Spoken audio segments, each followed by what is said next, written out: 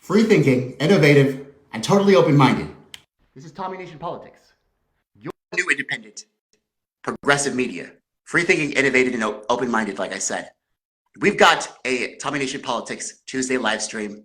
It's going to be premiering for your entertainment at 8 p.m. Central Standard Time. It's a conversation with Delilah Barrios, the Texas gubernatorial candidate from the Green Party in 2022. It's a very interesting conversation. And I've got a video podcast live stream link that's going to be streaming at 8 p.m. for you guys. So it's not going to be live. I regret that. And that's why I got on here as well beforehand to tell you guys that I'm not going to be live because I want to make sure I'm not misleading, lying, or manufacturing consent for the banks, Wall Street, or the military industrial complex.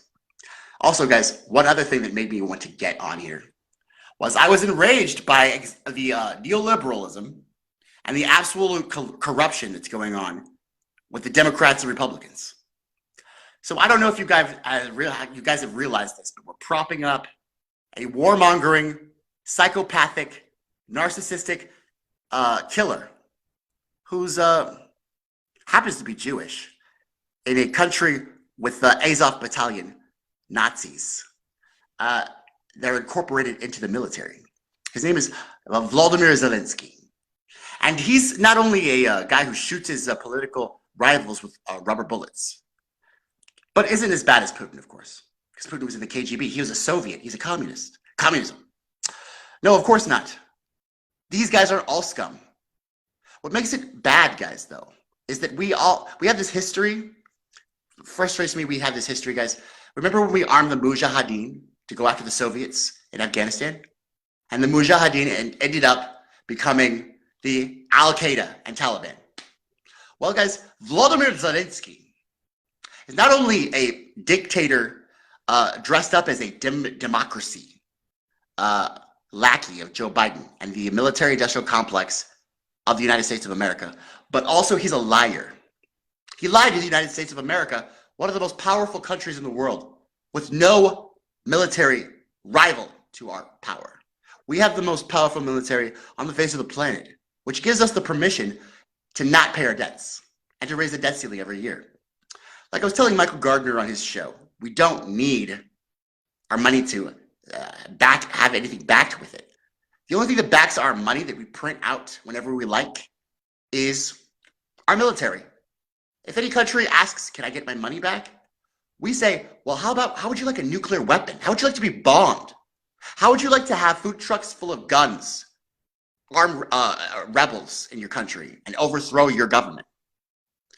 We're psycho killers. We're absolute menacing, not policing the world. We're literally the thieves of the world. But even worse than us, even more corrupt than our country, is the nation state of Ukraine. And whatever Volodymyr Zelensky and Joe Biden have going on right now, it's clearly not at all part of American interests. So guys, I just saw this on Reuters today and I had to really come back on, even though I'm doing that Delilah Barrios live stream link for you guys. I did talk about how 1 week before, not even a week, guys, in the Telegraph it says Zelensky insists a missile hit Poland that was Russian. This Volodymyr Zelensky, who shoots his political rivals with rubber bullets, he's now insisting there's no doubt that a missile which landed in Poland on November 17th, 2022, at 7:29 a.m. was a Russian missile. He wanted us to come to his aid, and NATO to come to his aid, so that he could start a nuclear war. This is what his intention is. The Ukrainian president contradicted statements by NATO, Poland, and the US and UK. This is from the Telegraph. All who were saying that it likely came from Ukrainian air defense systems, attempting to protect the country from Russian bombardment. Well, speaking to the reporters of the mainstream media, talking to Zelensky, of course, they had that G7 summit or whatnot. It was clear that he was lying because the Soviets have very clear, distinct missiles. And a little investigation actually proved that not only was Zelensky a liar, but he was the one who fired the missile in Poland. He was the one trying to create a false flag operation in which our country could have had to get involved in a nuclear Armageddon with another superpower. For once, Joe Biden saw reason, and he did not want to be involved in a false flag operation like George W. Bush was. And he made a good decision. Him and NATO and the Polish prime minister called out Zelensky for what he was, a liar, and said that it was your missile. He's to this day still saying it was Russia, even though we all know he's lying, guys. But even though he's a liar, guess what, guys? In Reuters today, I see this. This is what we're rewarding failures. We're rewarding bad behavior. This is what we do in this country, guys. In Reuters today, we are giving state funding. Because again, Michael Gardner from Savage, we have unlimited amounts of money backed up by our United States military that threatens the world. And so we don't have to pay our debts. We raise the debt ceiling. He's approved, Joe Biden is approved for his party, and the Republicans are going along. Republicans and Democrats working together to now talk about state funding, $4.5 billion. $4.5 billion for Ukraine's state funding. State funding. There is no state in Ukraine. Ukraine is under it's being ravaged. It's being torn apart. It's being plundered. So where's that $4.5 billion going, guys? Well, Janet Yellen from the Secretary of Treasury, don't forget, she's from the Fed. Everyone in Joe Biden's cabinet, they're from either the banks, Wall Street, or the military-industrial complex. And they walked right into the cabinet as Jamie Dimon put them in himself. So Janet Yellen is one of the pets of the Fed. She's very close to the banks, and the banks are very close to the military-industrial complex. She says today, we're going to continue to maintain our unwavering commitment to Ukraine by mobilizing an additional $4.5 billion in direct budgetary support grants.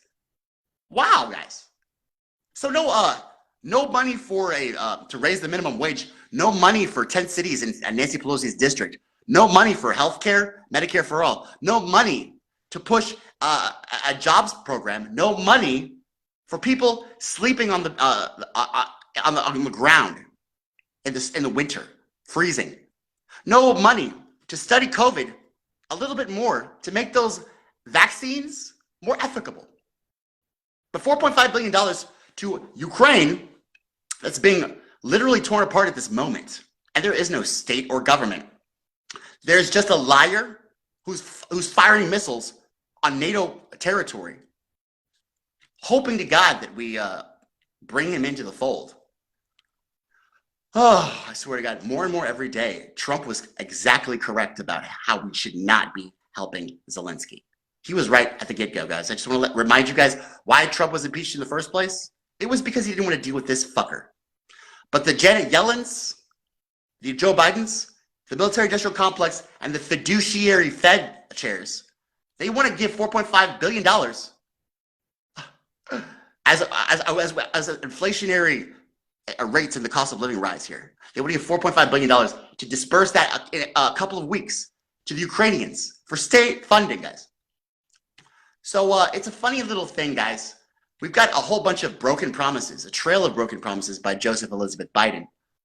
We've got a non-codification of Roe v. Wade, no legalization of marijuana, no Green New Deal, and absolutely no expansion of Obamacare. We've got nothing but expansions and state funding to corrupt nation states in Europe. And then we have Jamal Khashoggi, guys, who was a journalist. He was a journalist. He was an American journalist, guys. That's how much they care about you, the Democrats and Republicans. So you'll remember in the, of course, in the Democratic primaries when Joe Biden was trying to get elected, all the Democrats were talking about how this was a massive, horrible tragedy. How Mohammed bin Salman, the Prince of Saudi Arabia, who just got done doing a Yemenese genocide, he took a journalist and they dismembered him. They cut him up into little pieces because that's what they do in Saudi Arabia. They cut you up in little pieces. They dismember you, and they don't tell your family. They got cybersecurity spyware from Israel. They've got all kinds of weapons from us, and they can do whatever they like. They have immunity in this country, guys. Look it up. They've got criminal immunity to rape your daughters. If Mohammed bin Salman raped your daughter, he couldn't get prosecuted. They have immunity. Well, they not only can have immunity here to rape your daughters, but also they can dismember journalists. And Joe Biden talked about how they need to pay. Well, let me tell you how that's going, guys. The first year Joe Biden he, didn't look at Mohammed bin Salman. Second year, Joe Biden's presidency. Oh, fist bump.